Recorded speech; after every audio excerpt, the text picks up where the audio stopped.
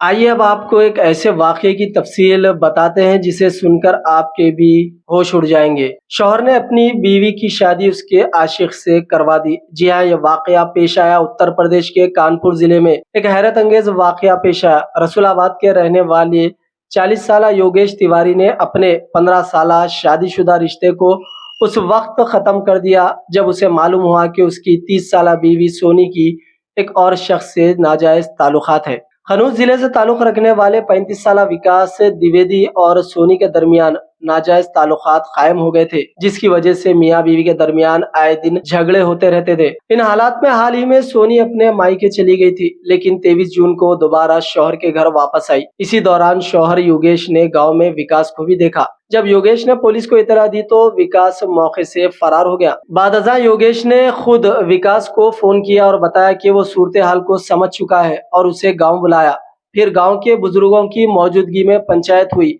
इस मौके पर सोनी ने सबके सामने ऐलान किया कि वो विकास से शादी करना चाहती है। उसने योगेश से 15 साला शादी खत्म करने पर भी रजामंदी जाहिर की और सबके सामने मुआहदे पर दस्तखत कर दिए। उसके बाद योगेश ने एक अहम फैसला लिया। उसने सोनी और विकास को गांव के करीब एक मंदिर में ले जाकर पुलिस और देहातियों की मौजूदगी में इन दोनों की शादी करवा दी।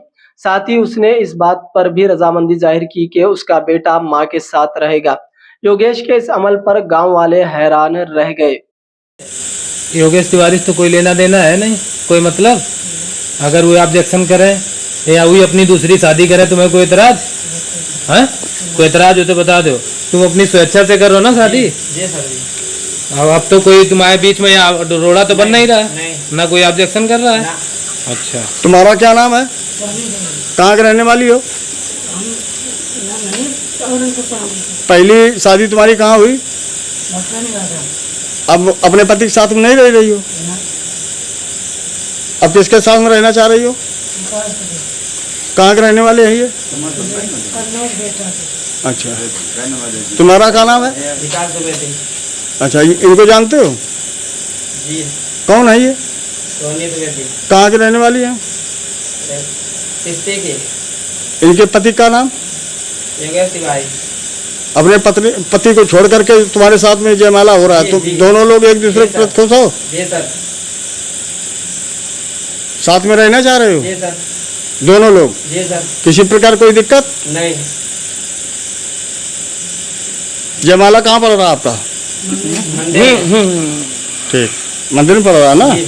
ठीक, एक दूसरे को हो गए? जी। ठीक।